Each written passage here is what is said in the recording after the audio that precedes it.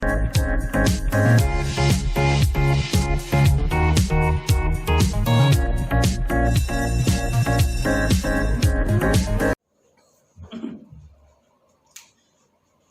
Morning વિદ્યાર્થી મિત્રો, welcome to the class. આપણે ડાયરેક્ટ ઇનડાયરેક્ટ સ્પીચના લગભગ બધા વાક્યો આપણે પૂરા કરી નાખ્યા હતા। હવે આપણે પેરેગ્રાફના નિયમો, જે સૌથી અગત્યના કહી શકાય એવા નિયમો આપણે જોવા જઈ રહ્યા છીએ। તો પહેલા તો પ્રશ્નનો જો જવાબ આપતા હોય તો આરવી તરીકે રિપ્લાઈડ આવે છે। એક એક્ઝામ્પલ તમારી સામે અહીં મૂક્યું છે કે માત્ર રિપ્લાઈડ વાળા વાક્યો ઘણા આવશે, ધ્યાન રાખજો। આ 90% વાક્યોની અંદર આ આવશે। જો મીનાએ રવિને પૂછ્યું હાવ આર યુ, તું કેમ છે, એટલે એ પ્રશ્ન છે તો અહીં શું આવે, આસ્કડ। એટલે મીના આસ્કડ રીન। આનો આન્સર આપણે લખતા નથી કારણ કે અત્યારે આપણે જરૂર નથી, બરાબર। પછી અહીં શું આવશે, હાવ, પછી સી વોઝ। હવે અહીંયા આપણે લખશું કારણ કે આનો જવાબ આપે છે આઈ એમ ફાઇન, તો અહીં શું આવશે, રીના। જો જવાબ તે શું લખવાનું, રિપ્લાઈડ, તો અહીંયા આપણે લખશું રિપ્લાઈડ મીના, અને બે વાક્ય વચ્ચે તે। એટલે આ પહેલો નિયમ છે, માત્ર આપણને આટલું જ કહે છે કે આન્સર આપી, આ પ્રશ્નનો આન્સર આપતા હોય ત્યારે આપણે રિપ્લાઈડ લખવું। એટલે તમારે પહેલો રૂલ્સ, આ કઈ એક્ઝામ્પલ લખવાની જરૂર નથી, પહેલો રૂલ્સ એ લખવાનો હોય કે પ્રશ્નનો જવાબ આપતા હોય તો આરવી તરીકે રિપ્લાઈડ મુકાય છે, બરાબર છે। અને જરૂર પડે તો આ એક એક્ઝામ્પલ પણ લખી નાખજો। હવે અમુક પ્રશ્નો એવા હોય કે એની અંદર માની લ્યો કે પહેલું વાક્ય છે, એમાં પ્રશ્ન પૂછ્યો તો અહીંયા આનો જવાબ આપ્યો, પછી પાછો પ્રશ્ન પૂછશે તો પાછો પ્રશ્ન પૂછે તો પછી આ પાછો જવાબ આપશે, પાછો જવાબ આપે તો અગેન રિપ્લાઈડ લખશું, અગેન રિપ્લાઈડ। પહેલી વખત જવાબ આપતો હોય તો રિપ્લાઈડ, બીજી વખત જવાબ આપે તો અગેન રિપ્લાઈડ।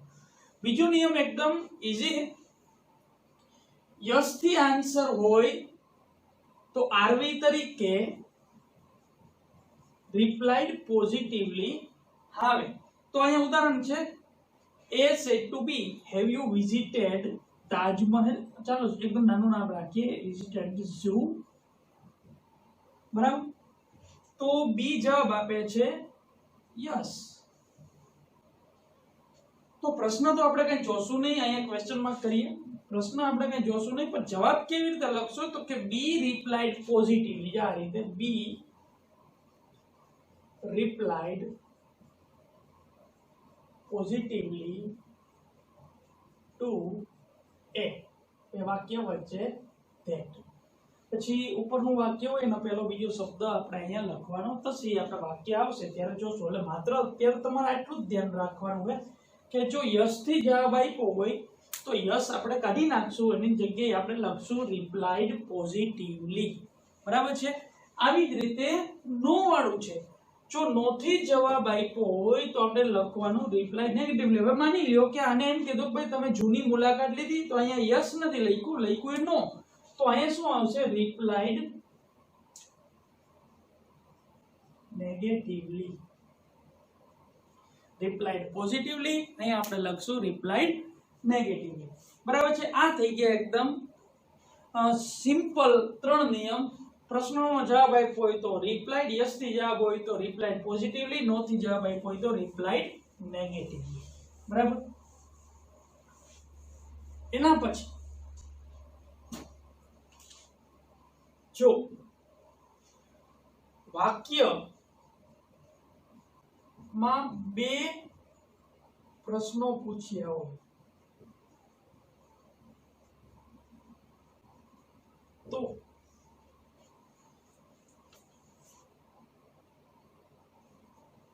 અગેન આસ્કડ મુકાય છે। હવે આ રીતે હોય એટલે આ પ્રશ્ન આ રીતે થશે, આ પહેલો પ્રશ્ન, આ બીજો પ્રશ્ન। હા, એક એક્ઝામ્પલ પણ જોઈ લઈએ, રાજ said to Rohan,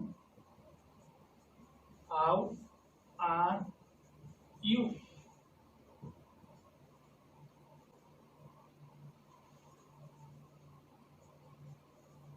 Where did you go yesterday?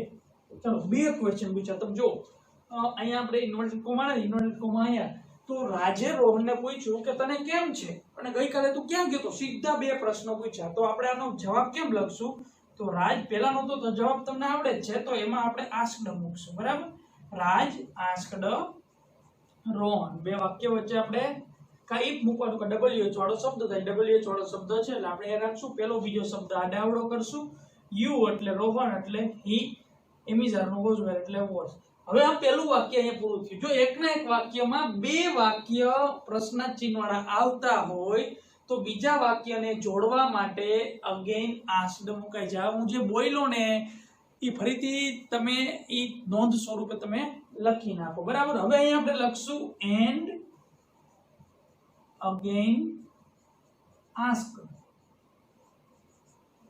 બરાબર આપણે શું નિયમ છે કે બે વાક્યની વચ્ચે જો આપણે શું મૂકવાનું એન્ડ અગેન આસ્ક્ડ હવે ફરી પાછું જોવાનું ઈફ આવે કે ડબલ્યુએચ વાળો શબ્દ તો અહીં ડબલ્યુએચ વાળો શબ્દ છે તો આપણે વેર નું વેર પહેલો અને બીજો શબ્દ આપણે આ ડાવડો કરી યુ એટલે સાંભળનાર કોણ છે રોહન તો રોહન એટલે આપણે લખી હી ડીડ વયું ગયું અહીંયા ડીડ નો નિયમ છે હેડ પ્લસ v3 તો આપણે અહીં કરશું હેડ અને ગો નું v3 થઈ જશે ગોન યસ્ટરડે નું થઈ જશે ધ પ્રીવિયસ ડે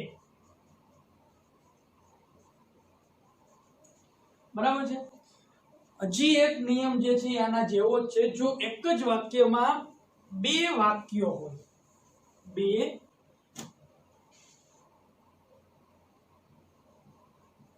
વાક્યો હોય અને બીજું વાક્ય સાદું હોય તો તેને જોડવા and added that મુકાય છે તો રાજ આસ્ક્ડ રોહન આ જ વાક્ય આપણે રાખી પણ એકના એક વાક્યમાં બે વાક્યો આપ્યા હોય અને બીજું વાક્ય સાદું હોય તો આપણી પાસે એક વાક્ય તો છે એ પહેલું વાક્ય ગમે એ હોય પ્રશ્નાર્થ હોય આજ્ઞાર્થ હોય ગમે એ પણ આપણે બીજું વાક્ય સાદું how are you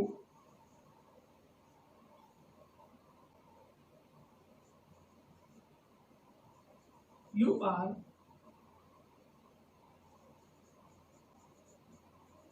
reading a book. Reading a book. તો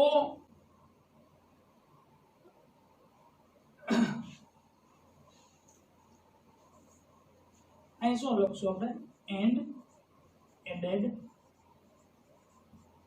that પેલું વાક્ય પ્રશ્નાર્થ હોય તો આપણે જે આવતું હોય મૂકવાનું તો સાદું હોય તો અહીં ટોલ્ડ મૂકશું પણ આપણે નિયમ અત્યારે આ જોવાનો છે કે આપણે શું મૂકવાનું એન્ડ એડેડ ધેટ બરાબર છે આ જોઈ લીધા પછી આ વાક્ય જે રીતે બનતું હોય એ રીતે આપણે વાક્ય કરી નાખવાનું ફરીથી એક વખત બે વખત જો પ્રશ્નાર્થ આવતો હોય તો એન્ડ અગેન આસ્ક જો બીજું વાક્ય સાદું આવતું હોય તો એન્ડ એડેડ ધેટ આ નિયમનો ઉપયોગ ખૂબ જ વધારે થશે યાદ રાખજો એન્ડ એડેડ ધેટ અને હજી પણ નાના મોટા થોડાક નિયમો છે એ આપણે જોઈ લઈએ બરાબર એક વાક્ય માત્ર નોંધ સ્વરૂપે આપણે લખી કે કોઈ વાક્ય જો અધૂરું હોય તો એ પૂરું કરીને લખવાનું થશે બરાબર એના પછી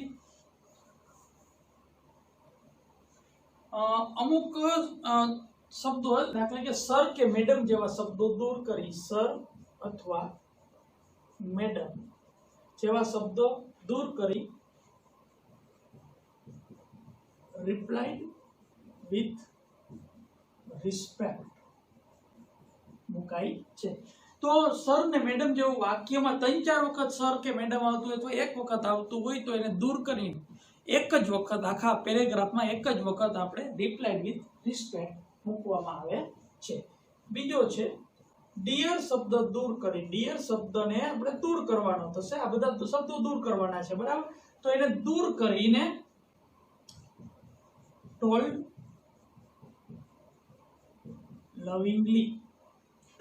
lovingly શબ્દ મુકાય છે તો ડિયર શબ્દને આપણે દૂર કરીને આપણે લખશું told lovingly બરાબર એના પછીનો રૂલ્સ છે ઓકે અથવા વેલ જેવા શબ્દો ને દૂર કરી અગ્રી વિથ મુકાય છે. સોરી શબ્દ દૂર કરી સોરી એની જગ્યાએ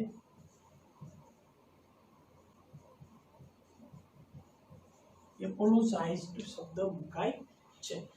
સર ને મેડમ શબ્દ દૂર કરીને રિપ્લાઇડ વિથ રિસ્પેક્ટ, ડિયર શબ્દ દૂર કરીને ટોલ્ડ લવિંગલી, ઓકે અને વેલ જેવા શબ્દો દૂર કરીને અગ્રી વિથ અને સોરી જેવા શબ્દો દૂર કરીને એપોલોજાઇઝ્ડ શબ્દો મુકાય છે.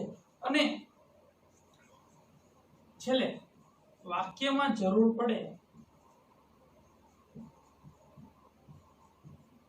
તો એન્ડ ધેન જેવા શબ્દો ઉમેરી શકાય. બરાબર છે? એન્ડ અને ધેન જેવા શબ્દો ઉમેરી શકાય. બરાબર? તો માત્ર આટલા નિયમો છે. અહીંયા તમે એપોલોજાઇઝ્ડ, બરાબર છે, એવું બધું અલગ અલગ તમે શબ્દો મૂકી શકો ને આ બધું આપણે વાત થઈ. બરાબર? ઓકે અને વેલ હોય તો અગ્રી વિથ, ડિયર હોય તો ટોલ્ડ લવિંગ. તો હજી એક આપણે શબ્દ હે, એક જ એક્ઝામ્પલ જોઈને કદાચ એવું ક્યારેક પૂછાઈ જાય તો આપણે એ લખવાનું થાય.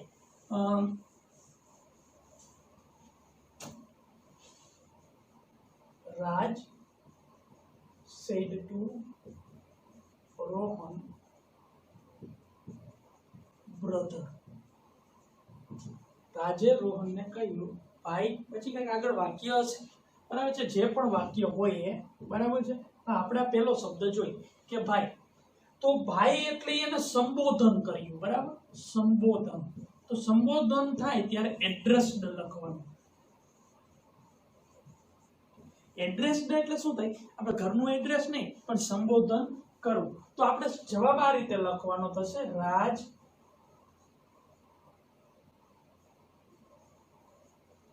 addressed Rohan as a brother. બરાબર? રાજ addressed Rohan as a brother. એટલે એક એક્ઝામ્પલ તમારે યાદ રાખવું પડશે. આનો કંઈ એવી રીતે નિયમ નથી, ગમે તે યાદ રાખવા. ખાલી આવી રીતે તમે નોન શોર્ટ એન્ડ સ્વીટ લખી શકો કે સંબોધન કર્યું હોય ત્યારે તમે એડ્રેસ્ડ લખી શકો. આરવી તરીકે શું લખી શકો? એડ્રેસ્ડ. એટલે આ એક વાક્ય તમારે યાદ રાખવાનું છે.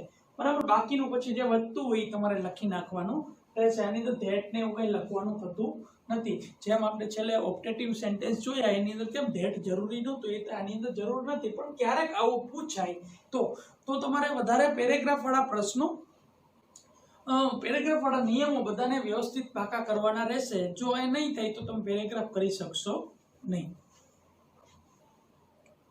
બરાબર? અને હવે આપણે પેરેગ્રાફ શરૂ કરશું એ પહેલા આપણે અત્યાર સુધીમાં કેટલા વાક્યો જોયા, બરાબર છે, એના વિશે આપણે જરાક માહિતી એકદમ શોર્ટ એન્ડ સ્વીટ 2 મિનિટમાં જોઈ લઈએ. જો પહેલા આપણે સાદા વાક્યો શીખ્યા, એમાં આપણે ટોલ્ડ મૂકતા હતા ને 2 વાક્યો વચ્ચે ધેટ. બરાબર? જોતા જજો ને. કોષ્ટક તમને કામ લાગશે, તમે જરૂર પડે તો છેલ્લે લખી પણ નાખજો. બરાબર? બીજું આપણે પ્રશ્નાર્થ વાક્ય શીખ્યા, એમાં આપણે આરવી તરીકે અહીંયા આપણે લખશું આરવી અને અહીંયા લખશું કંજક્શન. બરાબર? તો અહીંયા આપણે લખશું આસ્કડ અને અહીંયા આપણી પાસે 2 ઓપ્શન હતા, ઇફ અથવા WH વાળો શબ્દ. બરાબર? અને બીજું પણ અહીંયા લખશું કે પહેલું અને બીજું જે નામ છે એની પ્લેસ ચેન્જ કરતા હતા, કારણ કે છેલ્લે પ્રશ્ન ચિહ્ન નીકળી ગઈ. ત્રીજું વાક્ય આપણે શીખ્યા આજ્ઞાર્થ. તો આજ્ઞાર્થમાં 2 વાક્યો વચ્ચે કા ટુ આવે અને અહીંયા નકાર હોય તો નોટ ટુ આવે. આજ્ઞાર્થ વાક્યને તો એના અલગ અલગ શબ્દો હતા. અહીંયા રિક્વેસ્ટેડ આવે, સજેસ્ટેડ આવે, એવા ઘણા બધા આપણે લખ્યા હતા. એમાંથી કોઈ પણ આવી શકતું. ચોથું આપણે જોયું ઉદ્ગાર વાક્ય. ઉદ્ગાર, એક્સક્લેમેટરી સેન્ટેન્સ. તો એમાં પણ આવા ઘણા બધા exclaimed with joy, exclaimed with sad, આવા ઘણા બધા શબ્દો જોઈએ. એમાં પણ 2 વાક્ય વચ્ચે આપણે શું મૂકતા હતા? that. આવા આપણે અલગ અલગ પ્રેઇઝ, બરાબર, આવા ઘણા બધા બીજા શબ્દો ઘણા બધા હતા એ આપણે જોયા. આ 4 પ્રકારના વાક્ય છે, વધારે પડતા પૂછાય છે. આ પાંચમું જે આજે આપણે જે શીખ્યા લેટ વાળા અને બીજા શીખ્યા લેટ્સ વાળા. તો લેટ વાળામાં શું આવે? રિક્વેસ્ટેડ અને આમાં આવે સજેસ્ટેડ. તો રિક્વેસ્ટેડ માં બે વાક્ય વચ્ચે ટુ અથવા નોટ ટુ અને આમાં આવશે બે વાક્ય વચ્ચે ધેટ. અહીં લેટ રાખવાનું, લેટ્સ કાઢી નાખવાનું, એની જગ્યાએ આવશે આપણે they should. પછી છેલ્લે શુભેચ્છા દર્શક વાક્ય, એની અંદર wished અને બે વાક્ય વચ્ચે ધેટ મૂકો તો પણ હાલે, ન મૂકો તો પણ હાલે. થેન્ક યુ વાળા વાક્યમાં થેન્કડ અને કોંગ્રેચ્યુલેશન્સ વાળા વાક્યમાં કોંગ્રેચ્યુલેટેડ. માત્ર આટલા નિયમ કરો એટલે આખું ડાયરેક્ટ ઇનડાયરેક્ટ આવી. બરાબર છે. પછી આપણે શીખ્યા માત્ર પેરેગ્રાફ વાળા નિયમો. આ 6 નિયમો આશા રાખું કે ભાઈ તમે તમારો સ્ક્રીનશોટ પડીને છેલ્લે એક કોષ્ટક સરસ મજાનો બનાવીને લખો. એટલે તમારે માત્ર તમને આમાં વિદ્યાર્થી ભૂલ ક્યાં કરે કે ક્યાં ધેટ મૂકવું ક્યાં ટુ મૂકવું એ ખબર હોતી નથી. એમાં વધારે તો તમારે આ જ વાક્યો પ્રશ્નાર્થ વાક્યો જ વધારે પૂછાય તો એ તમારે ખાસ કરીને કરવાના રહેશે. તો હવે પછીના લેક્ચરની અંદર આપણે પેરેગ્રાફ વાળા વાક્યો અથવા પેરેગ્રાફ કેવી રીતે લખવો અને પેરેગ્રાફમાં કઈ કઈ બાબતોનું ધ્યાન રાખવું એના વિશે અભ્યાસ કરશું. Thank you.